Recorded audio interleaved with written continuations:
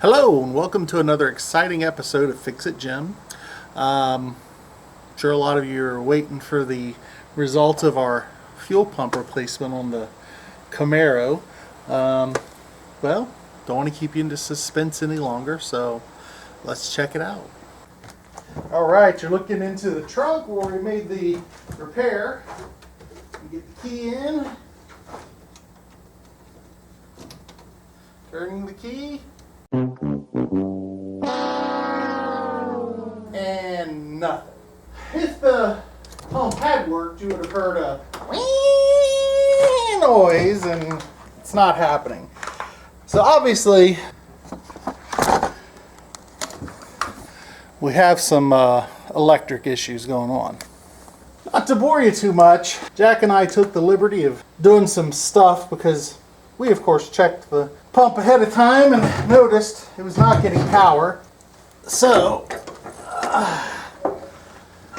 we went ahead and did some off-camera work because the stuff we did was pretty tedious and it was actually kind of funny. We'll show you what's going on here now.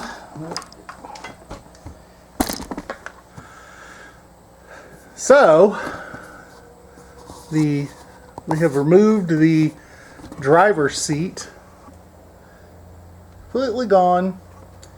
That was a story itself. I guess I could have recorded it because it was kind of funny watching Jack fight with this thing to get the driver's seat out. He was cutting with every implement we had and it took hours.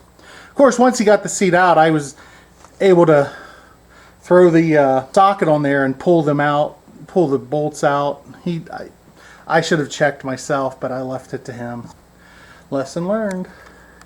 How do we troubleshoot electric problems? Well, in this case, we're troubleshooting no electric. That's a lot easier. First, you check the fuse panel, which I've done. I've checked every fuse in the fuse panel. Did not check whether the fuse panel is actually getting power from the car. That's another whole ball of wax we're going to get into here in a moment. And that's why we removed the driver's seat, because I'm going to have to lay down because the fuse panel is up under the driver's side of the dashboard. They make these things so hard to do. I don't know why. So look down here and I'll show you how we're going to do the troubleshooting.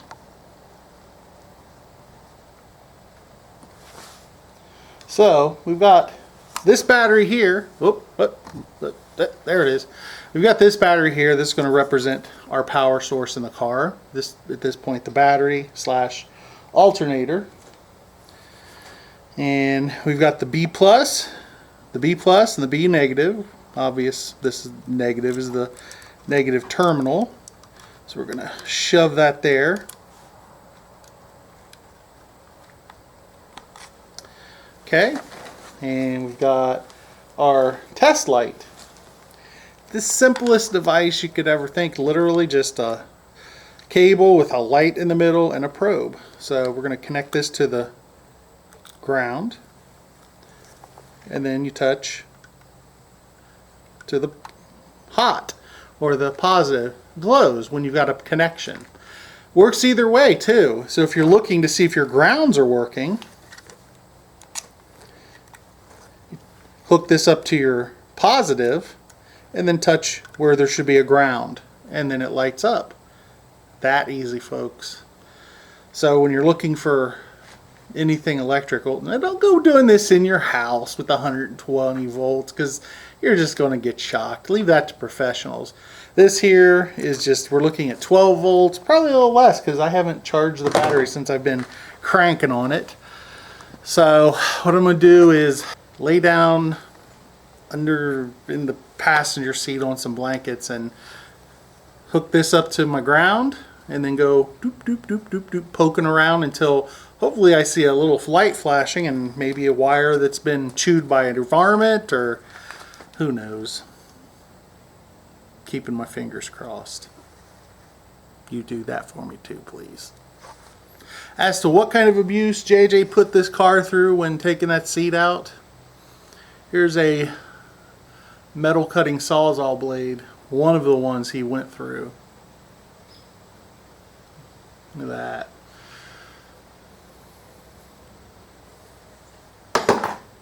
Junk. So we have a wire running all the way to the ground on the battery. We got this side, lots of exposed metal, so we can twist it over and hook our light to the ground. Now we're going to go through and look for grounds, or hot leads actually, by just probe around the fuses, see if they're actually getting power. If they're not, then we got to go a little further back into the engine and see where stuff's hooking up into the computer and whatnot. I've got the book for this, shows all the layout of the components. Doesn't always tell you where they're at though, so that becomes a problem. So let me get some bedding down in here and bring you back. Here we are, folks, laying inside under the dash. Oh, comfy. So here's the fuse box. Put the key in, turn it to run. We got our light hooked to the pedal. And there's that. So if you see a blink, you know we've hit gold. Whoop, whoop, we got light there. We got light there, there.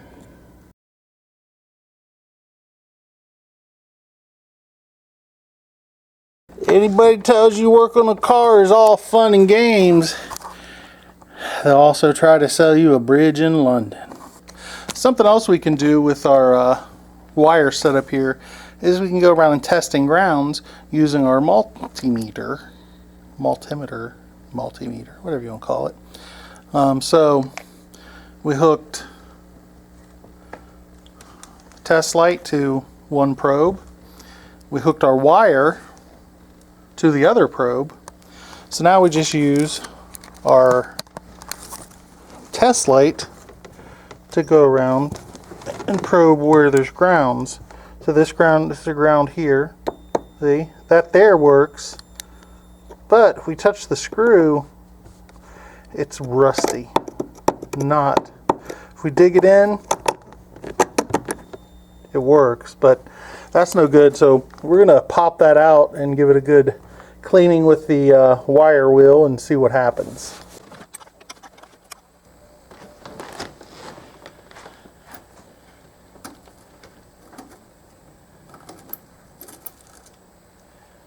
Ooh, yep, very crunchy. But first, we got our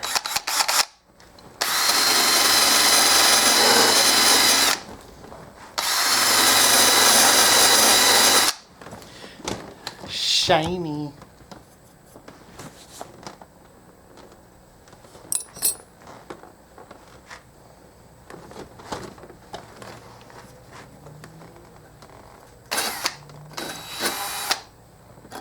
That's going to be hard to do.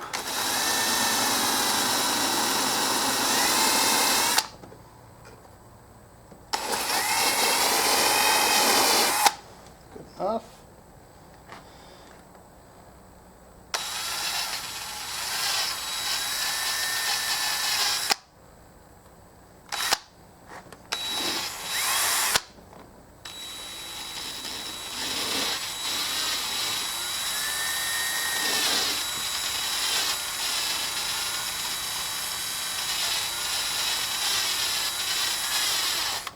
If you've never wire willed your fingers, I don't recommend it. It's not fun.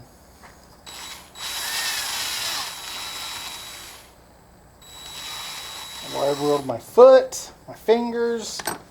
Let's see where, right there. Had a nice wheel incident. All right, everything's shiny again. Let's get this put back in there.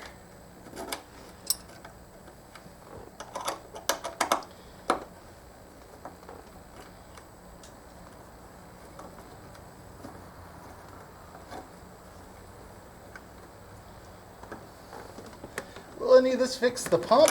I don't know. I don't know what these ground points here go to. I guess I need to be looking at my book, but we'll see. So, got that done. Let's do a test on it and see what happens.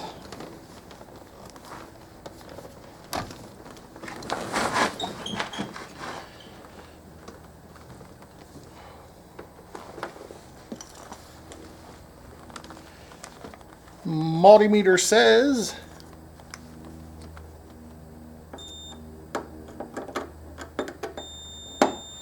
much better. Now the screw, it's not super.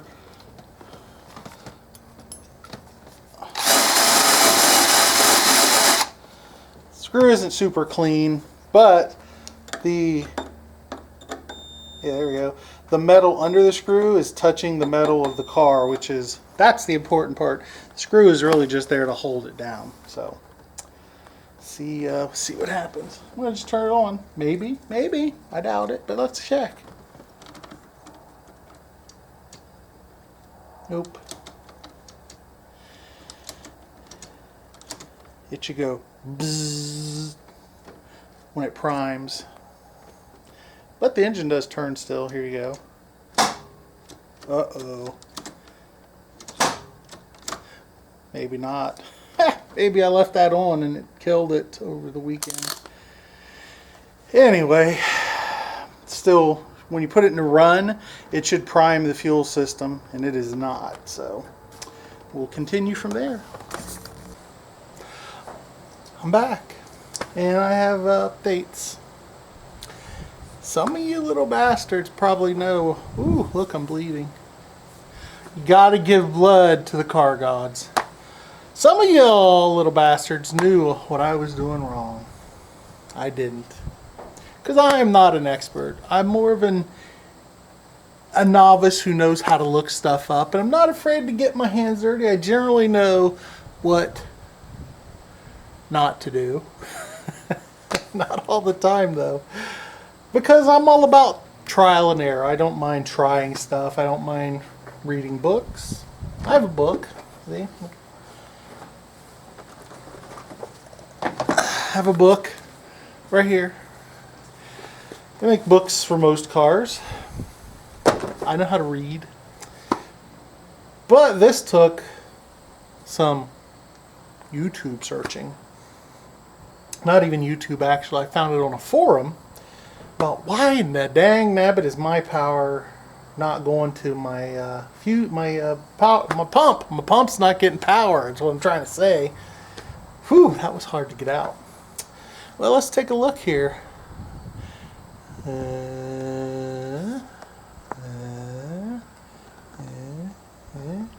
Let's see. Can you see? Yeah, right here. You see that? Zoom in. Oh,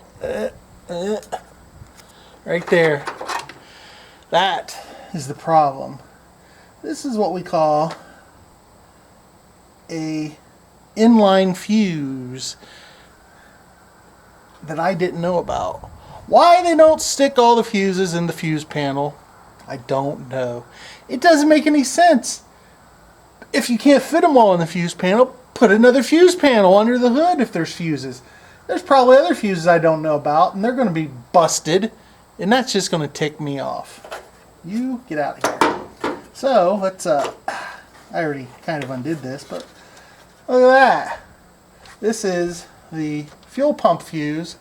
Oh, look at that. It's burned out. Yeah. Can you see? There you go. So there's your problem. Well, there's one of my problems. And let me get a fuse to put in it. Because I just happened to buy some fuses last time I was out. Because I just knew this was going to be a problem.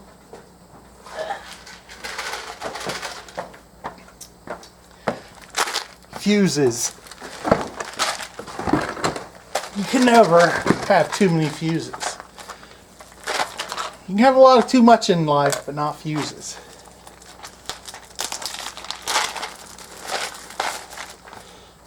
So that was yellow 20 amp.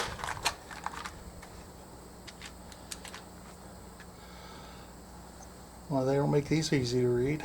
Harbor Freight fuses. What do you expect? Yellow. Let's plug it in. Jam that back up there. There we go. Let's go twist on the key. I'll leave you standing here because you will be able to see what's going on. You can watch the engine. I don't think it's going to start. Crossing our fingers. Here, we'll go ahead and throw this on here so the air can be kind of metered with my air mass meter.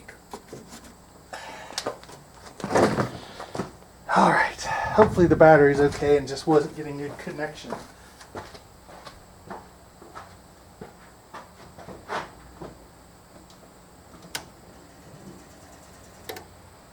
I heard the fuel pump.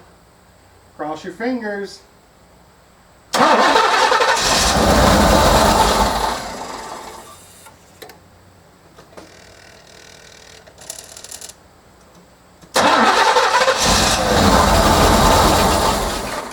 Well, we're getting fuel. That makes me happy. But why isn't it staying started? Let me go feather the pedal a little and see what's going on. Funny enough, not having a seat in here is about the right height for me.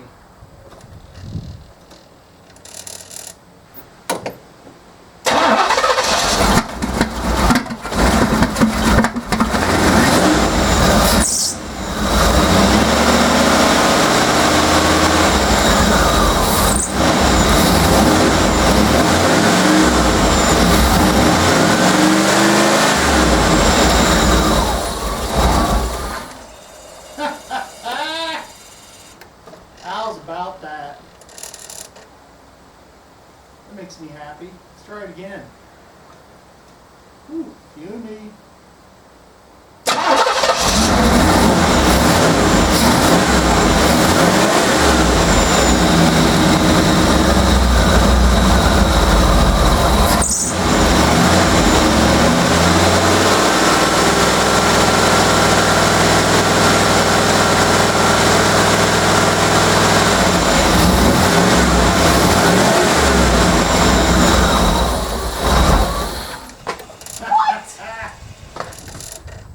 Wow.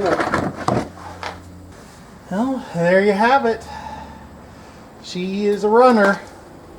She's got some other problems. She's not idling, but you know, maybe pull it out and let it idle out of the garage because, whew, smoky in here. So, after that fiasco of getting the car to actually start, I think I'm going to kick back for a minute. My back is sore. It ain't easy getting old. But this is going to be a short video since the last one was so long.